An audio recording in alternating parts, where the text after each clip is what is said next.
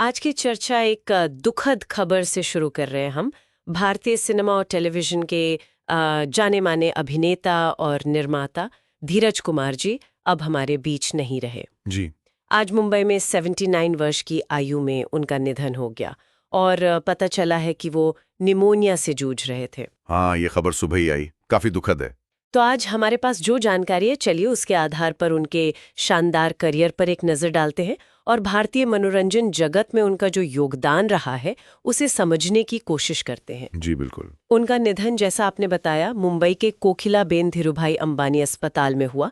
उन्हें गंभीर सांस की तकलीफ हुई थी। अच्छा। जिसके बाद उन्हें इसी हफ्ते वहां भर्ती कराया गया था और हालत थोड़ी ज्यादा बिगड़ गई तो आईसीयू में वेंटिलेटर सपोर्ट पर भी रखा गया। पर अफसोस, उनके करियर की शुरुआत की बात करें अगर, तो एक काफी दिलचस्प बात पता चलती है। 1965 में उन्होंने एक टैलेंट कॉन्टेस्ट में हिस्सा लिया था। हाँ, मैंने भी पढ़ा है। और कमाल की बात यह है कि उसी कॉन्टेस्ट में सुभाष घई और राजेश खन्ना भी थे। जी हाँ, हालांकि विजेता तो राजेश खन्ना रहे थे उस कॉन्टेस्ट में। हाँ, लेकिन धीरज कुमार के सफर की नींव कह सकते हैं शायद वहीं पड़ गई थी। बिल्कुल बिल्कुल।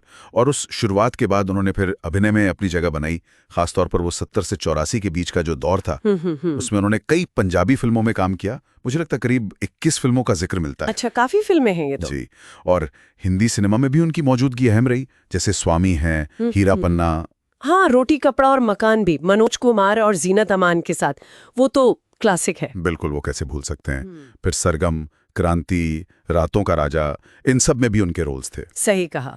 अभिनय में तो उन्होंने काफी काम किया, लेकिन जब हम धीरज कुमार के सफर को देखते हैं ना, तो टेलीविजन निर्माण का उनका जो अध्याय है, हाँ, वो खास तौर पर उभर कर आता है। ऐसा लगता है कि शायद उनकी सबसे स्थायी पहचान वहीं बनी। ये बात काफी हद तक सही है।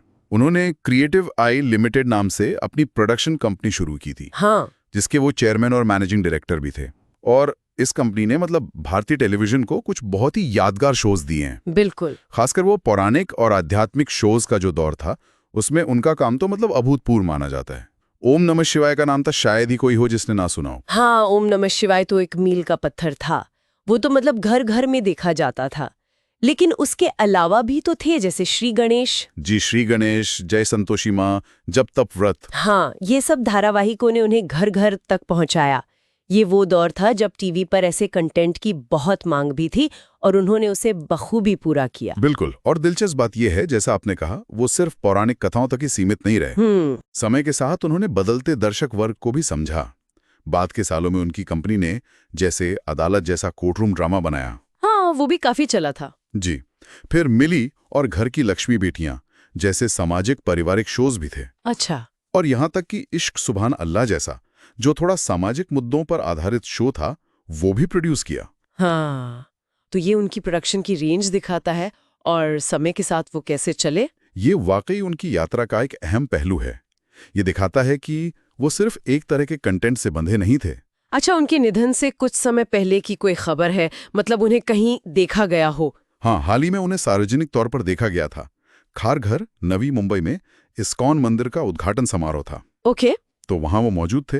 शायद ये उनकी आखिरी सार्वजनिक उपस्थितियों में से एक रही हो। उनके परिवार में कौन कौन है? उनके परिवार में उनकी पत्नी है जुबी कोचर जी, और उनके भतीजे हैं इंदर कोचर, जो खुद भी एक निर्माता हैं। परिवार ने स्वाभाविक रूप से इस दुख की घड़ी में निजता बनाए रखने का अनुरोध किया है। जी बिल्कुल। और जैसा कि खबरों में बताया जा रहा है, अंतिम संस्कार शायद बुधवार को होगा, जब पंजाब से करीबी रिश्तेदार आ जाएंगे। धीरज कुमार जी का जाना यकीनन भारतीय मनोरंजन जगत के लिए एक बड़ी क्षति है।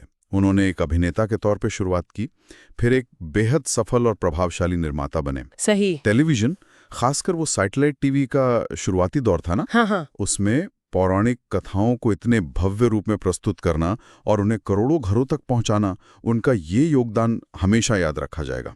उन्होंने सिर्फ मनोरंजन नहीं किया, एक तरह से हमारी सांस्कृतिक जड़ों को भी टीवी पर दिखाया। ये सोचना वाकई दिलचस्प है, कैसे एक निर्माता का सफर ओम नमः शिवाय जैसे भव्य पौराणिक शो से शुरू होता है और फिर बदलते समय और समाज के साथ कदम मिलाते हुए इश्क सुभान अल्लाह जैसे शो तक पहुंचता है। हाँ बिल्कुल। ये शायद सिर्फ उनकी अपनी यात्रा नहीं है, बल्कि पिछले कुछ दशकों में भारतीय टेलीविज़न कैसे बदला है, दर्शकों की पसंद कैसे बदली है, शायद उसका भी एक आईना है ये। इस पर यकीनन सोचने के लिए काफ़ी कुछ है। जी। इस पूरी चर्चा पर आपके क्या विचार हैं? धीरज कुमार जी के किस काम को आप सबसे ज़्यादा याद करते हैं? नीचे टिप्पणी अनुभाग में ज़रूर साझा कीजिएगा।